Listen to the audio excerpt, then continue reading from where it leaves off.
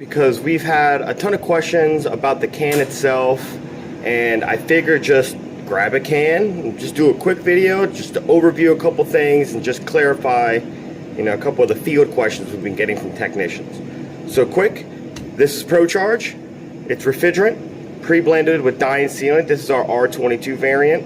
It has 2 pounds, roughly 2 pounds, it's 1.9 pounds of 22, and then enough dye and sealant for up to 6 tons of cooling. So what we did, me and my business partner Rich, we decided to make it easier to put chemicals inside of a piece of equipment. So we were like, hey, why don't we just pre-blend the chemicals into the refrigerant? And this is the product we came up with. Now, this has the same DOT rating as a 30-pound cylinder. It's a .39 tank. We took the extra time because we're always the ones that hate getting scammed into buying special tools. It's got a standard 1/4 inch tap, so you can hook up your normal gauges to this tap. Don't need a special tool. Now, sometimes your depressor on your gauge will not engage this Schrader. That is because your Schrader depressor is pushed too far into your hose. It's impossible for us to have a standard size that fits every configuration, so we get it to a good point that we know any hose will work. If you hook up your gauge to this and it doesn't engage, all you have to do is pull out the little depressor. It will engage. We've never had an issue.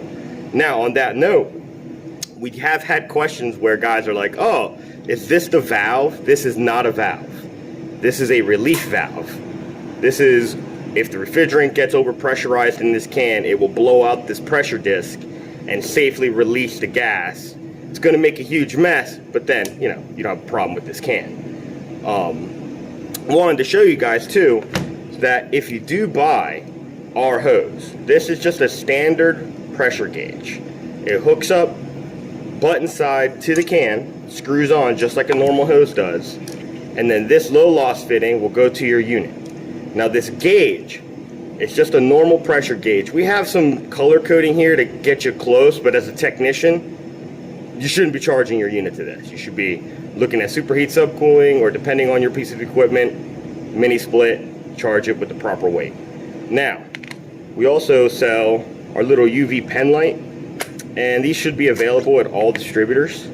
So it's just a simple UV pen light, nothing fancy, but that's what guys want. They don't want an expensive light. They just want something that if I lose this by accident, it's not the end of the world. So, hopefully that covers a lot of the simple questions that guys have. But, overall, if you're using it for dye, strictly, it's 3 ounces per ton to put enough dye into a system to find the leak.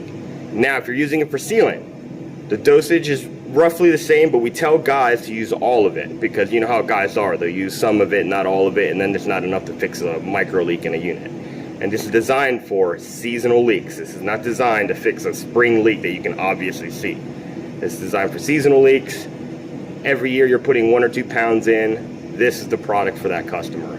Quick in and out service, and get, everybody's busy right now after the whole COVID thing, and we're all trying to catch up. This is how you can catch up. So hopefully that explains a lot. If you have any questions, reach out to your rep, and your rep can always contact us directly. We're not afraid to talk to any of our customers, so I always want to hear feedback. Thank you.